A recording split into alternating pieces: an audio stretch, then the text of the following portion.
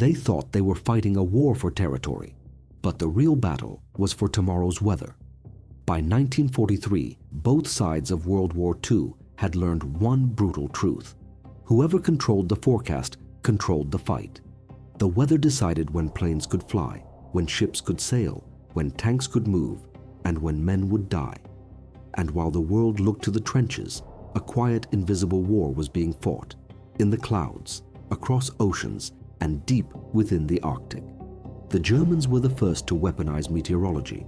From the beginning of the war, their scientists had built a vast network of Arctic weather stations stretching from Norway to Greenland. Each one was a frozen outpost of the Reich, manned by soldiers and scientists who risked death to send coded weather reports back to Berlin. Those reports guided the Luftwaffe's bombing runs, the U-boats' ambush routes, and even Hitler's own invasion plans. For a time, it gave Germany a terrifying advantage. Allied ships vanished in storms that the Nazis had seen coming days in advance. Convoys froze in the North Atlantic while U-boats slipped through calmer waters. "The weather," one German admiral said, "is the best ally we have." But the Allies were catching on. Across the Atlantic, in Washington and London, a handful of meteorologists began to see the war from a new angle. They realized that to win, they didn't just need to outfight the Germans, they needed to outforecast them. The enemy's data came from the Arctic, a region that only a few dared enter. The Allies would have to take it back, one frozen island at a time, and so began a new kind of campaign, not fought with rifles, but with barometers, radios, and weather balloons. American scientists, Royal Navy officers, and Arctic explorers joined forces to track the shifting patterns of wind and pressure that dictated the fate of battles thousands of miles away. Their missions were secret, often suicidal. Crews sailed through pack ice and storms to establish Allied weather stations on desolate islands. Pilots flew weather reconnaissance over the North Atlantic, gathering data from the heart of blizzards. Each coded transmission was worth more than a dozen artillery shells. In Berlin, the Reich's meteorologists were confused. Their once clear readings had grown erratic. Stations went silent one by one. The Arctic, their crystal ball, was going dark. What neither side fully realized yet was that the future of D-Day itself would hinge on this hidden front. The tides of invasion, the winds above Normandy, the clouds that could ground entire air fleets, all would depend on men who fought not with guns, but with math and instinct. And so, above the blood and chaos of the war, a silent struggle unfolded, the weather war, a contest to predict the unpredictable and to turn the sky itself into a weapon. What began as science would soon decide the fate of the world. It began where the world ended, in the Arctic, where there were no borders, no armies, and no mercy. By 1941, Hitler's war machine depended on one thing it could not control: the weather. Every Luftwaffe raid, every Atlantic convoy, every submarine patrol needed forecasts days in advance. But the data came only from the north, where storms were born, and where no one sane dared to live. So, the Germans went there. Under a veil of secrecy, the Kriegsmarine and the Luftwaffe launched a network of Arctic weather stations stretching from northern Norway to the icy islands of Greenland and Svalbard. Their mission was simple but vital: send continuous weather reports back to Berlin. Each coded message contained barometric readings, wind patterns, and humidity data, small numbers that decided the fate of millions. The first station, Knospe, was established on Bear Island in 1941.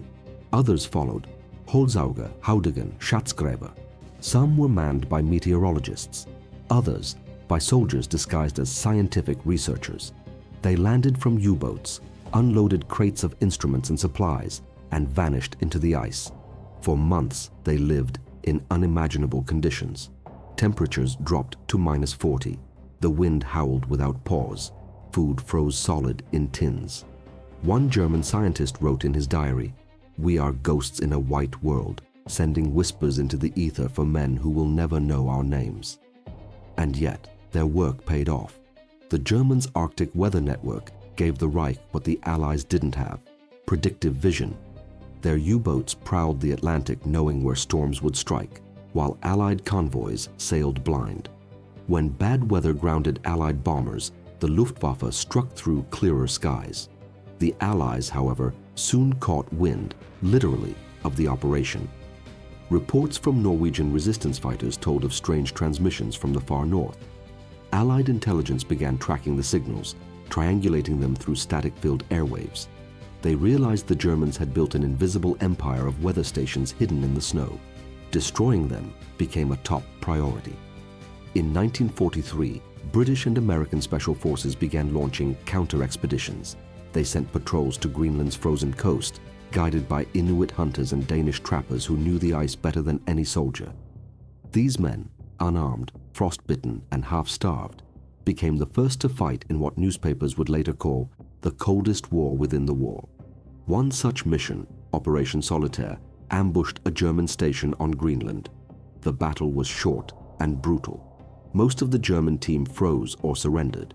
The survivors were captured along with their radio equipment, a treasure trove of intelligence.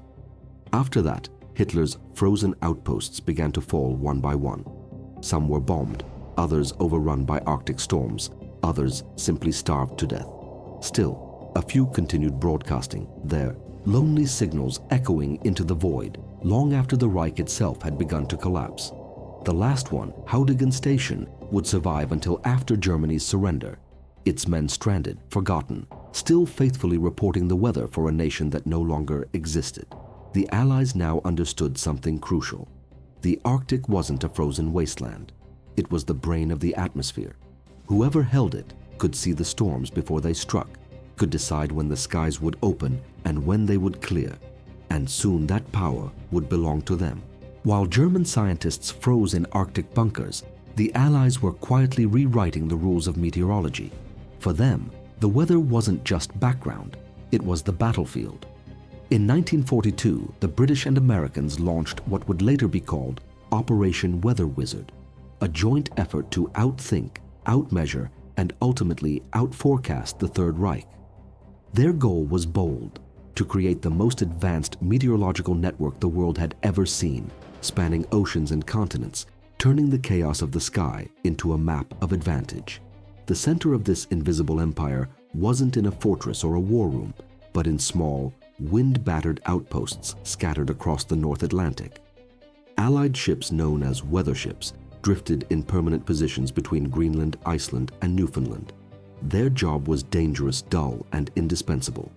Take temperature readings, release weather balloons, and transmit constant updates, every hour, every day.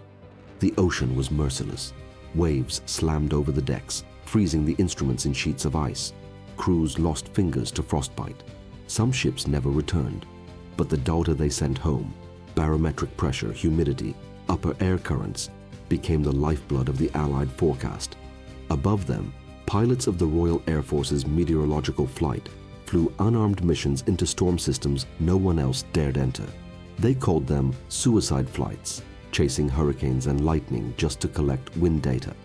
American aircraft soon joined them, flying out of Newfoundland, Iceland, and the Azores, tracking pressure gradients and jet streams. On land, vast computing rooms in London and Washington filled with chalkboards, graphs, and teletype machines. Rows of women codebreakers, mathematicians, and meteorologists plotted wind charts faster than the Germans could interpret them.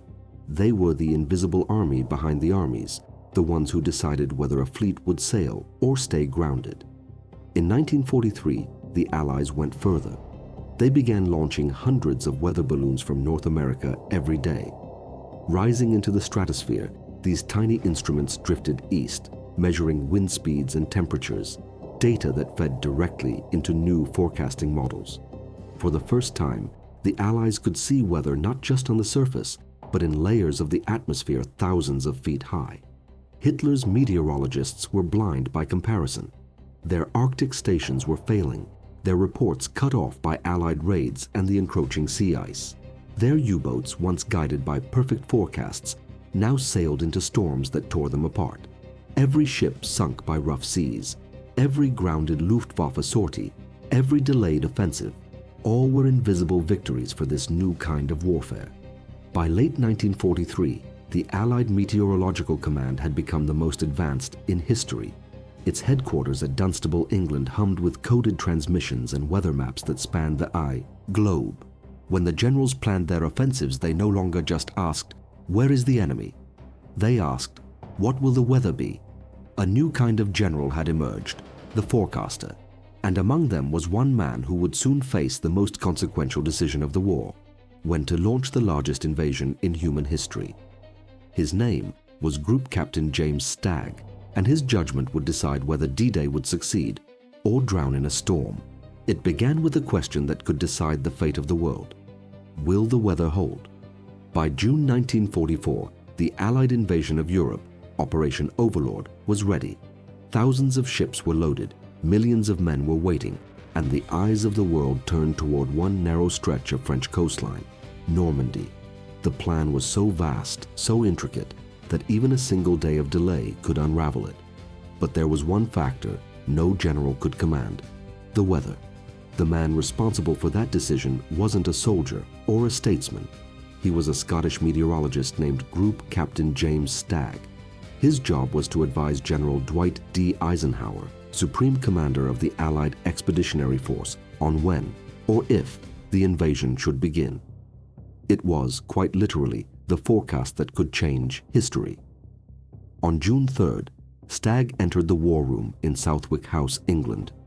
Eisenhower and his top generals sat around a long table, faces drawn tight. The invasion was set for June 5th, and fleets were already assembling in the Channel. Stagg laid down his charts, sheets of coded numbers and swirling patterns of air pressure over the North Atlantic.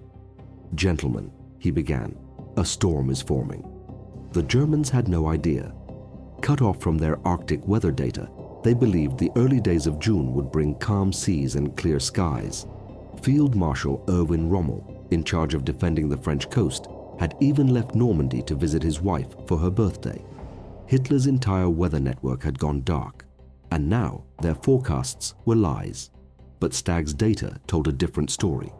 Allied weather stations across Greenland, Iceland, and the Mid-Atlantic, the same ones built during Operation Weather Wizard, were all reporting dropping pressures and shifting winds. A storm was moving toward the Channel, one that would make an amphibious invasion impossible. Eisenhower stared at him. "How bad?" "Bad enough to drown men before they reach the shore," Stagg said.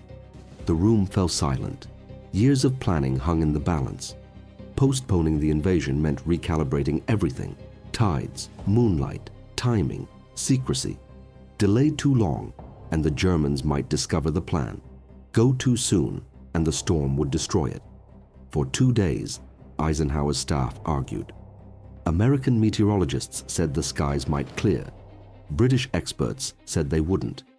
Stagg alone stood firm. The 5th would bring chaos, but a short break in the storm could open the morning of June 6th. It was a gamble based on instinct as much as science. His charts were full of uncertainties, but he trusted the pattern, the faint hints of calm his far-flung stations had detected. At midnight, Eisenhower called the final meeting. The air was thick with cigarette smoke and exhaustion. Stagg pointed to the map and said quietly, "Sir, there will be a window." Eisenhower paused, looked around the table, and said the words that launched history. "Okay, we'll go." The storm struck as predicted, furious winds and crashing waves that convinced the Germans no invasion could happen. Then, as dawn broke on June 6th, the skies cleared just enough for Allied planes to fly and landing craft to cross. The window had opened, barely, but perfectly. Rommel's forces were unprepared. The Germans' own forecasts, cut off from Arctic data, told them no attack was possible for days. When the first reports of the landings reached Hitler's headquarters, his generals refused to believe them. By nightfall, the Allies were ashore. The greatest invasion in history had succeeded not because of luck, but because of foresight. The victory of science over chaos, of weather over war. And behind it all was a handful of men staring at barometers and cloud charts who had managed to do what no general could. They had turned the sky itself into a weapon. When the guns fell silent in Europe, few realized that one of Hitler's greatest defeats had come not from an army, but from the atmosphere itself.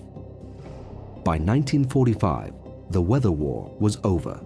The Reich's Arctic outposts had been destroyed, its meteorologists captured, and its once formidable forecasting network wiped from the map.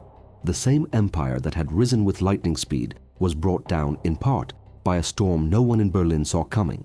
It was the ultimate irony. Hitler's war machine, built on precision and control, had been undone by nature, the one force he could never command. After D-Day, the Allies seized dozens of German weather installations. On the ice fields of Svalbard and Greenland, they found abandoned shacks filled with frozen notebooks, rusted anemometers, and half-buried radio sets still whispering static into the void. Some stations, like Haudegen, continued transmitting even after Germany surrendered, the men inside unaware their country no longer existed. When they were finally found months later, they surrendered politely to Norwegian sailors, relieved to be freed from the endless white silence. Meanwhile, the Allies had turned meteorology into an exact science. The US Army Air Forces, working with British experts, began building a global weather network, hundreds of stations stretching from the Pacific to the Arctic, connected by constant data flow. Their methods, born in secrecy, would become the backbone of post-war forecasting and, decades later, of the space age itself. In the ruins of Berlin, Allied intelligence officers examined German meteorological archives. What they found astonished them. The Reich had invested enormous resources into climate warfare, studies on how weather could be weaponized through chemical seeding and atmospheric interference. It was crude, theoretical, and far ahead of its time. Had the war lasted another few years, the Germans might have tried to engineer the sky itself. But the truth was simpler and far more poetic. The war for the weather had been won not by control, but by understanding. While the Nazis had tried to dominate nature, the Allies had learned to listen to it. They had turned observation into strategy, patience into power, and prediction into victory. When Group Captain James Stagg was later asked how he had found the courage to contradict the world's most powerful generals, he smiled and said, "The weather doesn't follow orders. It only tells you what it will do. You just have to listen." In that humility lay the secret of Allied success. The weather war left no memorials, no medals, no monuments. Its heroes were men and women whose names never reached the newspapers. Radio operators, Arctic explorers, mathematicians and pilots who flew into storms armed only with instruments, yet their quiet triumph changed history. Without them, D-Day would have drowned. Without them, thousands more would have died. And so, the final irony of the Second World War is this. Amid all the bombs, tanks and battleships, the most decisive weapon was invisible. It moved through the clouds, rode the jet streams, and whispered through the radios of men who dared to listen. Nature itself, once seen as an enemy, had become the Allies' greatest ally. The storm that threatened to destroy them had instead delivered victory. The weather war was over, and the sky had chosen its side.